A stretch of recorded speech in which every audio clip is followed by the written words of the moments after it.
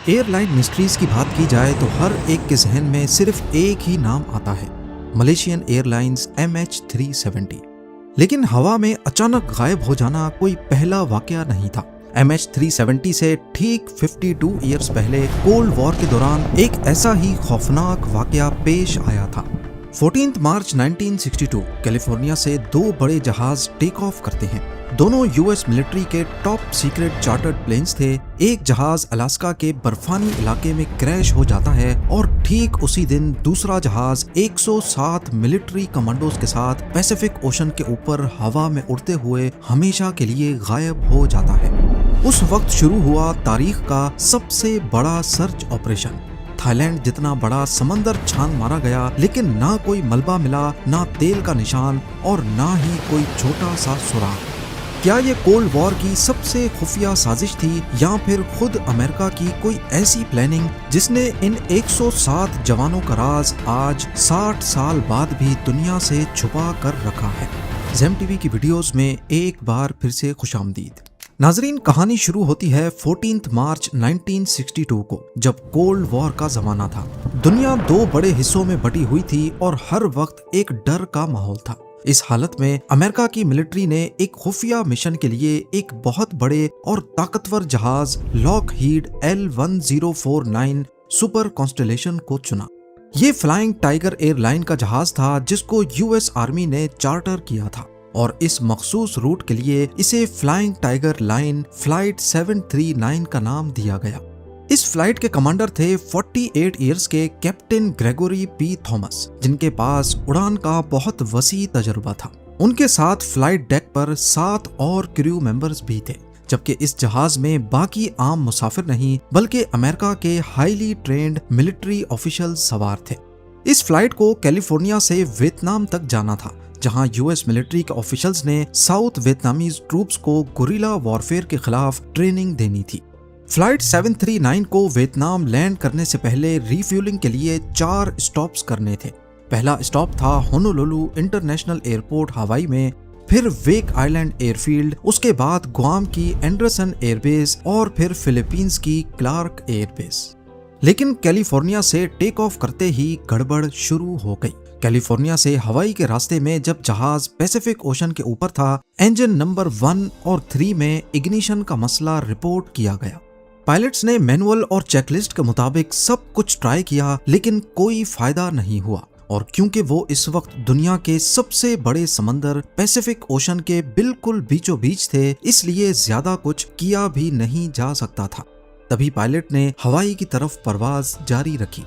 जहाज किसी न किसी तरह शाम के वक्त हवाई के होनोलुलु इंटरनेशनल एयरपोर्ट पर उतर गया। वहां इंजीनियर्स ने इंजन्स की मेंटेनेंस का काम करने के बाद जहाज को खतरे से खाली करार दे दिया। इस दौरान जहाज को रिफ्यूल किया गया और 3 घंटे के इस स्टॉप के बाद वो एक बार दोबारा कामयाबी के साथ टेक ऑफ कर गया। अब इनकी मंजिल थी वेक आइलैंड एयरफोर्स बेस, लेकिन हैरत अंगेज तौर पर रास्ते में फिर से उन्हीं दोनों इंजन्स में वही इग्निशन का मसला दोबारा शुरू हो गया। ऐसा लग रहा था जैसे जहाज खुद उन्हें आगे जाने से रोक रहा हो, मगर कैप्टन और क्रू के पास कोई चारा नहीं था। उनकी अगली मंजिल 8 घंटे की दूरी पर थी और वो वापस भी नहीं मुड़ सकते थे। उन्होंने हिम्मत नहीं हारी और लगातार उड़ते हुए आखिरकार वेक आइलैंड पहुंच गए। यहाँ पर एक बार फिर इंजीनियर्स ने जहाज के इंजन्स की मेंटेनेंस की, लेकिन इस बार भी कोई खतरा नजर नहीं आया। वेक आइलैंड से निकलने के बाद इंजन का मसला दोबारा पेश नहीं आया और 6 घंटे के सुकून भरे सफर के बाद जहाज रात के वक्त गुआम के एंडरसन एयरफोर्स बेस पर बिल्कुल हिफाजत से लैंड कर गया। यहाँ तक सब कुछ ठीक लग रहा था। मुसाफिर और क्रू बाहर निकले, खाना खाया और थोड़ा आराम किया। जहाज में फ्यूल भरा गया, लेकिन इस दौरान एक बहुत ही अजीब वाकया पेश आया। फ्यूल भरने वाला स्टाफ अपना काम खत्म करके चला गया और तकरीबन 15 मिनट तक उस बड़े जहाज के पास कोई भी नहीं था। पूरा जहाज अकेला और खाली खड़ा रहा। इस दौरान वहां किसी भी आम या गैर मुतल्लका शख्स का आना बहुत आसान था। ये 15 मिनट की खामोशी इस कहानी में आगे चलकर एक बहुत बड़ा किरदार अदा करने वाली थी। खैर, वक्त पूरा होने पर सब लोग दोबारा सवार हुए और रात के करीब लोकल टाइम 11 बजे जहाज गुआम से टेक ऑफ कर गया। अगर सब कुछ नॉर्मल रहता तो इस जहाज को ठीक 6 घंटे बाद यानी सुबह 5 बजे फिलीपींस के क्लार्क एयरफोर्स बेस पर लैंड करना था। जहाज में इस सफर के हिसाब से काफी ज्यादा फ्यूल भरा गया, तकरीबन 9.5 घंटे का, ताकि अगर कोई इमरजेंसी हो तो जहाज आसानी से 3.5 घंटे हवा में उड़ता रहे। उस रात मौसम भी ठीक था और समंदर भी बिल्कुल पुरसुकून था। गुआम से टेक ऑफ के फौरन बाद कैप्टन ने रेडियो स्टेशन से राब्ता किया और अपनी रवानगी की खबर कैलिफोर्निया, मनीला और हांगकांग के दफ्तरों को देने की हिदायत की। ये पूरे सफर में पहली बार था कि क्रू ने ऐसी कोई दरखास्त की हो। परवाज के 80 मिनट बाद पायलट्स ने एयर ट्रैफिक कंट्रोलर से राब्ता किया और अपना एल्टीट्यूड 10,000 फीट से बढ़ाकर 18,000 फीट करने की इजाजत मांगी। गुआम एटीसी ने उन्हें परमिशन दे दी। 3 मिनट बाद एटीसी ने उन्हें बताया कि वो अब रेडार की रेंज से बाहर जा रहे हैं और अब उनकी रेडार से निगरानी खत्म की जा रही है। इस पॉइंट के बाद जहाज किसी भी स्टेशन की स्क्रीन पर नहीं था। अब उनका इस दुनिया से राब्ते का आखिरी सहारा सिर्फ रेडियो बचा था। 5 मिनट बाद पायलट ने रेडियो के जरिए मैसेज ब्रॉडकास्ट किया कि अब वो 18,000 फीट पे पहुंच चुके हैं और ये मैसेज एटीसी ने भी सुन लिया। समंदर के ऊपर फ्लाइट रूल्स के मुताबिक पायलट को हर 1 घंटे बाद अपनी पोजीशन और फ्यूल की मालूमात रेडियो पर बतानी होती थी। 43 मिनट्स बाद पायलट ने रेडियो मैसेज दिया कि वो इस वक्त गुआम के वेस्ट में 520 किलोमीटर दूर हैं, जो कि पैसिफिक ओशन के ऊपर ये लोकेशन बनती है। इस आवाज में कोई परेशानी, कोई डर या किसी किस्म की खराबी का कोई जिक्र नहीं था।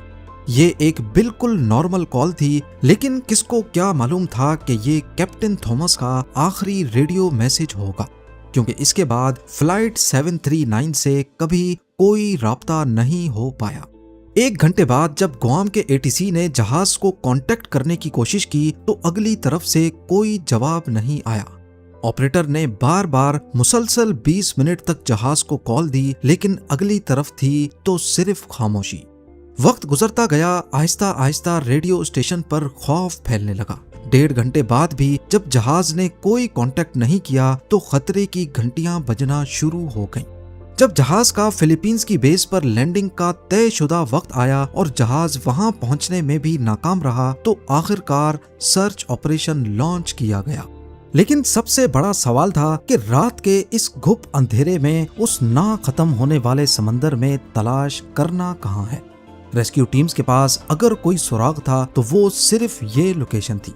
इसके बाद फिलीपींस तक एक ना खत्म होने वाला समंदर मौजूद था। रेस्क्यू टीम्स अभी भी इस उम्मीद में थीं कि शायद जहाज का रेडियो खराब हो गया है और वो अभी भी हवा में उड़ रहा होगा। लेकिन जिस वक्त मुमकिना तौर पर जहाज का फ्यूल खत्म होना था वो वक्त आया तो सारी उम्मीदें खत्म हो गईं। कोल्ड वॉर के उस संगीन दौर में अमेरिका का एक फौजी कमांडोज से भरा जहाज समंदर के बीचों बीच हवा में गायब हो चुका था। लेकिन फिर इस गहरी धुंध में रोशनी की एक किरण दिखाई देती है। जहाज से आखिरी कांटेक्ट के 1 घंटे और 16 मिनटों बाद पैसिफिक ओशन में एसएस लेंसन नामी टैंकर शिप के क्रू ने आसमान पर कुछ अनोखा मंजर देखा था। टैंकर के 5 क्रू मेंबर्स ने आसमान पर धुएं की एक लकीर देखी जो लेफ्ट से राइट की तरफ जा रही थी। फिर वो लकीर बादलों के पीछे छुपी और अचानक से एक बहुत बड़ा और जोरदार धमाका हुआ। क्रू ने देखा कि आसमान से आग के 2 गोले समंदर की तरफ गिर रहे हैं। एक टुकड़ा बहुत बड़ा था और तेजी से नीचे आ रहा था, जबकि दूसरा टुकड़ा छोटा था और थोड़ी आहिस्ता स्पीड से गिर रहा था। क्रू के बयानात के मुताबिक ये धमाका इतना शदीद था कि शिप का डेक चंद सेकंड्स के लिए रोशन हो गया। टैंकर में लगे रेडार ने इस धमाके की जगह को अपने से 17 मील दूर रिकॉर्ड किया। टैंकर के कैप्टन ने फौरन अपना रास्ता बदला और उन गिरते हुए टुकड़ों की तरफ जाने का फैसला किया। जिस जगह जलते हुए टुकड़े गिरे उस तरफ आसमान में एक सितारा था जिसको निशानी बनाकर वो उस तरफ चलते रहे। उन्होंने रेडियो पर मनीला और गुआम से राब्ता करने की बहुत कोशिश की ताकि उन्हें इस हादसे की इत्तला दी जा सके। लेकिन अजीब बात यह थी कि उस वक्त वहां रेडियो स्टेशन में कोई खराबी थी और ये मैसेज किसी को भी नहीं मिल सका। जब टैंकर उस जगह पर पहुंचा तो वहां सब कुछ नॉर्मल था। उन्होंने लगातार 5.5 घंटे उस जगह को छाना, पानी में सर्च लाइट्स मारी, लेकिन वहां जहाज का एक छोटा सा टुकड़ा, आग का निशान या किसी इंसान का कोई नामो निशान नहीं था। पूरा समंदर बिल्कुल साफ था, जैसे वहां कुछ हुआ ही ना हो। आखिरकार टैंकर के कैप्टन ने ये सोचकर सर्च ऑपरेशन बंद कर दिया कि शायद ये मिलिट्री की कोई खुफिया एक्सरसाइज या मिसाइल टेस्टिंग होगी, और वो वापस अपने रास्ते पर चल पड़े। अगले दिन जब ये खबर रेस्क्यू टीम्स तक पहुंची तो उन्होंने उस जगह को मरकज बनाकर पैसिफिक ओशन में होने वाला सबसे बड़ा सर्च ऑपरेशन शुरू कर दिया। 4 दिन लगातार 1,90,000 स्क्वायर किलोमीटर के इलाके में पानी का चप्पा चप्पा छाना गया। हजारों लोग, दर्जनों जहाज और हेलीकॉप्टर्स इस काम में लगाए गए, लेकिन सब बेकार गया। 8 दिन के इस मुसलसल ऑपरेशन के बाद रेस्क्यू टीम्स अब 5,20,000 स्क्वायर किलोमीटर का एरिया छान चुकी थी, यानी कि पूरे थाईलैंड जितना एरिया। इसके बाद अमेरिका ने अपना सर्च ऑपरेशन रोक दिया, क्योंकि 8 दिनों तक किसी का भी समंदर में जिंदा रहना नामुमकिन था। और यहीं से शुरू हुई एक लंबी इन्वेस्टिगेशन। इसी इन्वेस्टिगेशन से मालूम पड़ा कि शुरुआती स्टॉप्स पर 2 इंजन्स में इग्निशन का मसला आया था, लेकिन जिस स्टाफ ने मेंटेनेंस का काम किया उनका कहना था कि इंजन में कोई ऐसी खराबी नहीं थी जो खतरा बन सके। इसके अलावा पहले स्टॉप पर कुछ स्लीपिंग मैट्रेस भी लोड किए गए थे, क्योंकि क्रू के लेटने के लिए कोई जगह नहीं थी।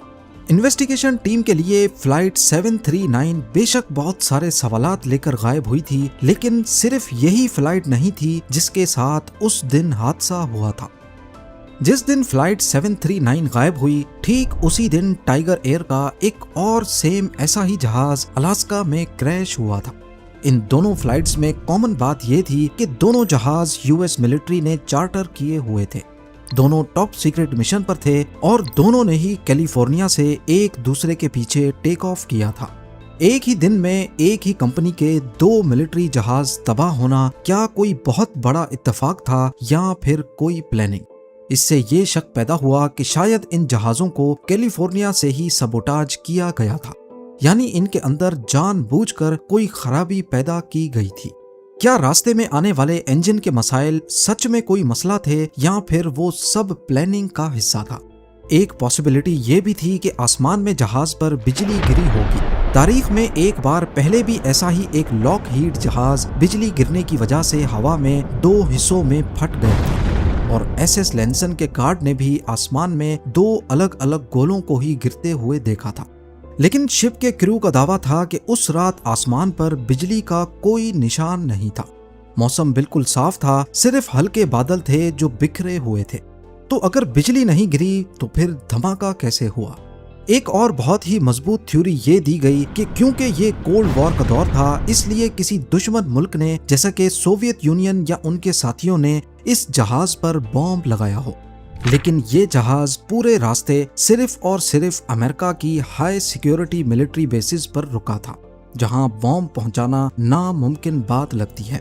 फिर इन्वेस्टिगेटर्स का दिमाग गुआम के उस स्टॉप पर गया।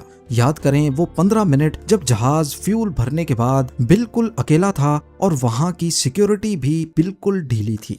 इन्वेस्टिगेटर्स का शक था कि शायद उन 15 मिनट के अंदर किसी ने अंधेरे का फायदा उठाते हुए जहाज में बॉम्ब फिट किया था। ये सबसे काबिले यकीन थ्योरी लगती है, लेकिन इसका आज तक कोई पुख्ता सबूत नहीं मिल सका। कुछ लोगों का इशारा मिसाइल अटैक की तरफ भी गया, लेकिन एक बहुत बड़ा जहाज जब मिसाइल अटैक से तबाह होता है तो उसका मलबा कई मील तक फैल जाता है, और जहाज के कई पार्ट्स ऐसे होते हैं जो पानी पर तैरते रहते हैं। एसएस लैंसन कुछ ही देर में वहां पहुंच गया था, तो अगर ये जहाज फटा था तो मलबा आखिर कहां गया? और फिर इस सब के बाद आती है वो सबसे खुफिया थ्योरी जिस पर बहुत से लोग आज भी यकीन रखते हैं कि ये सब अमेरिका का अपना ही बनाया हुआ एक ड्रामा था। कुछ रिपोर्ट्स का मानना है कि इस जहाज ने कभी हवा में ब्लास्ट किया ही नहीं, बल्कि इस जहाज को किसी और बेहद खुफिया मिशन पर दुश्मन के इलाके में भेजना था। इसलिए उसकी गुमशुदगी का झूठा नाटक किया गया और हवा में फेक धमाके करके दुनिया के सामने इसका ढोंग रचा गया। लेकिन अगर वाकई ये सच है तो फिर उन 107 लोगों का क्या हुआ? क्योंकि उसमें से किसी ने कभी अपनी फैमिली से कांटेक्ट नहीं किया। या फिर किसी दूसरे मिशन पर जाते हुए जहाज वाकई क्रैश हो गया, लेकिन जगह कोई ऐसी थी जो उन 5,20,000 स्क्वायर किलोमीटर से काफी बाहर थी। पॉसिबिलिटीज तो बहुत सारी थीं, लेकिन इसका पुख्ता सबूत कभी भी नहीं मिल पाया। 1 साल तक कोशिश करने के बाद आखिरकार हुकूमत ने इस केस की फाइल को बंद कर दिया। उनका ऑफिशियल बयान ये था कि जहाज हवा में किसी नामालूम वजह से फट गया, लेकिन इस धमाके की असली वजह आज तक एक मिस्ट्री बनी हुई है। फ्लाइट 739 की फाइल्स आज तक क्लासिफाइड हैं, यानी आम लोगों की पहुंच से बाहर। पूरे समंदर में उस जहाज का कोई एक पुर्जा आज तक नहीं मिला। हाँ, कुछ अरसे बाद SS लेंसन ने जहां फायरबॉल गिरते हुए देखे थे, उससे 40 मील दूर एक गुजरती हुई शिप को समंदर पर तैरता हुआ एक स्लीपिंग मैट्रेस दिखा था। इस मैट्रेस को फ्लाइट 739 के साथ इस वजह से जोड़ा जाता है क्योंकि पहले स्टॉप पर कुछ मैट्रेस क्रू के लिए लोड किए गए थे, पर अभी तक ये साबित नहीं हुआ कि ये वही मैट्रेस है या नहीं। फ्लाइट 739 की कहानी सिर्फ एक ट्रेजेडी नहीं, बल्कि ये एक ऐसी मिस्ट्री है जो हमें ये सोचने पर मजबूर करती है कि कभी कभी सच्चाई इन समंदरों से भी ज्यादा गहरी और अंधेरी होती है। उम्मीद है ज़ेम टीवी की ये वीडियो भी आप लोग भरपूर लाइक और शेयर करेंगे। आप लोगों के प्यार भरे कमेंट्स का बेहद शुक्रिया। मिलते हैं अगली शानदार वीडियो में।